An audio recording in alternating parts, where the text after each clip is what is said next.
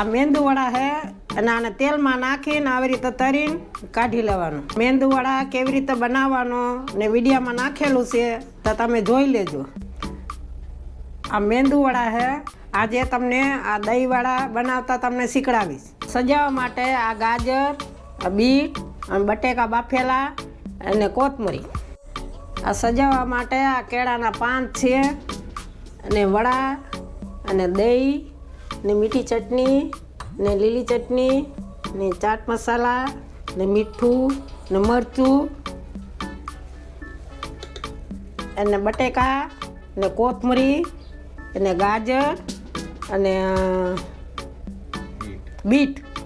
આ વડાને આવી રીતે કટ કરીને આવી રીતે મેકવાનું.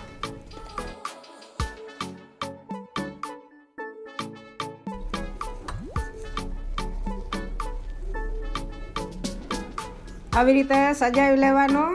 કેવી રીતે ગોઠવાય એવી રીતે ગોઠવી નાખવાનું. એક ચપટી અને મીઠું નાખજો.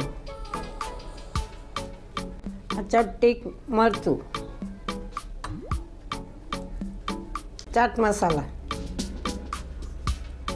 આ મીઠી ચટણી છે અને આમાં સજાવાટું.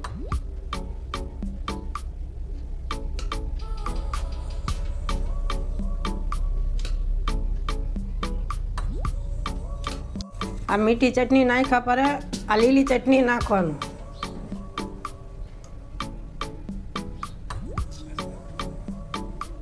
આ લીલી ચટણી પછી આ દહીં આવશે.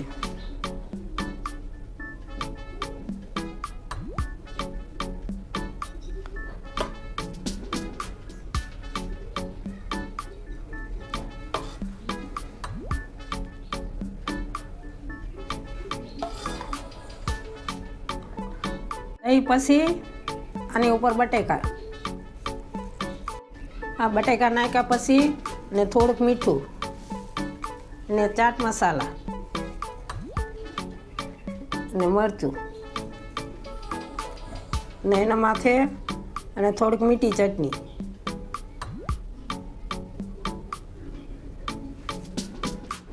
એના પછી ગાજર આવે.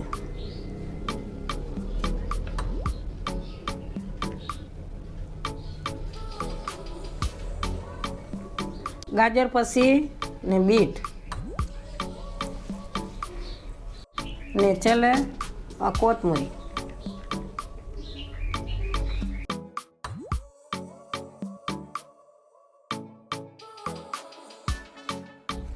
આ દહીંવાળા તૈયાર થઈ ગઈ. તમે ઘરે બનાવજો ને ખાઈને મને સબસ્ક્રાઇબ કરજો.